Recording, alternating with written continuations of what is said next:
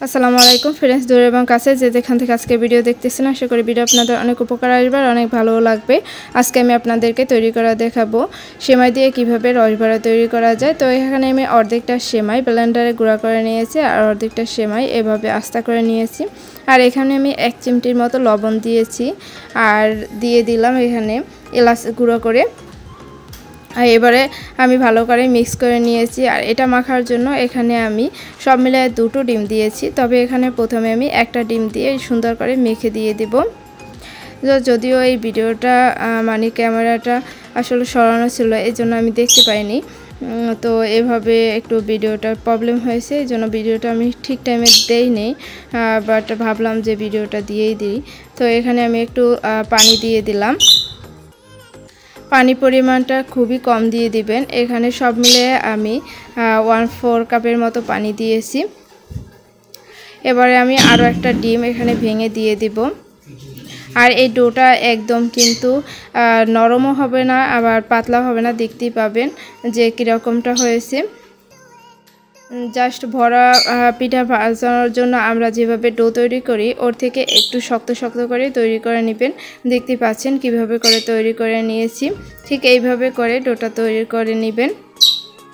আর আমি দুঃখিত যে আমার ক্যামেরাটা ঠিকমতো বসানো ছিল না, এই জন্য আপনাদেরকে আমি ভালো মতো দেখাতে পারিনি। তো এভাবে আমি তৈরি করে নিলাম। আর এখানে আমি দুধ দিয়ে দিয়েছি আর এর ভিতরে আমি এলাচ গুঁড়ো করে দিয়ে দিলাম। দুটো যখন এরকম বলক চলে আসবে তখন এটাকে আমি চুলা থেকে নামিয়ে নেব। ও এখানে আমি স্বাদ মতো আবার চিনি দিয়ে দিয়েছি। আর চিনির পরিমাণটা আপনারা বাড়িয়ে অথবা কমিয়েও দিতে পারেন, এটা আপনাদের টেস্ট অনুযায়ী দিয়ে দেবেন। এবার আমি চুলাটা একদম বন্ধ করে দিয়েছি। এবার বড়া তৈরি করার জন্য এখানে তেলটা গরম হওয়ার অপেক্ষায় আছি। তো তেলটা কিন্তু মোটামুটি গরম হয়ে গেছে, আর তেলটা বেশি গরম করা যাবে না। তো তেলটা এরকম গরম অবস্থায় আস্তে আস্তে করে আপনারা রসবড়া তৈরি করার জন্য বড়াগুলোকে ভেজে নেবেন। আর এটা বেশি ডাক করে ভাজা যাবে না।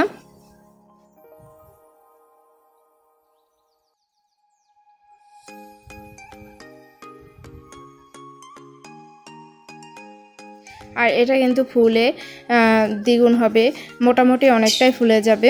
দেখতে পাচ্ছেন কতটা সুন্দর হয়েছে। আর এটা কিন্তু ভাজার সময় খুব সুন্দর একটা ঘ্রাণ চলে আসবে, একদম পুরো বাসা মোমো করবে, মনে হবে যেন আজকেই ঈদ।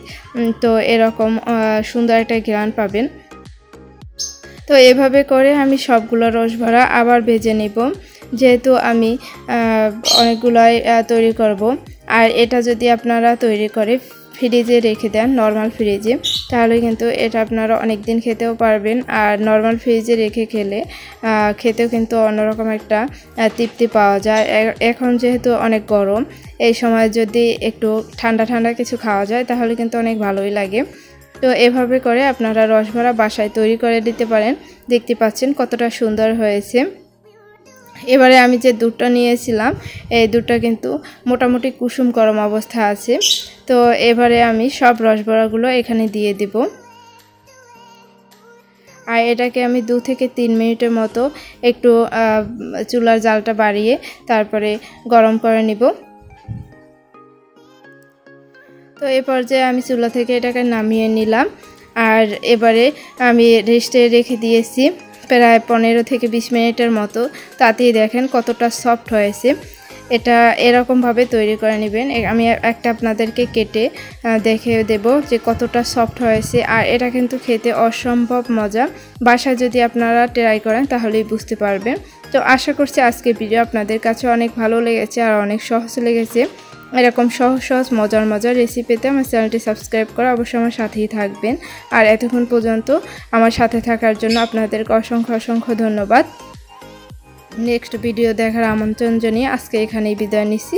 আসসালামু আলাইকুম, আল্লাহ হাফেজ।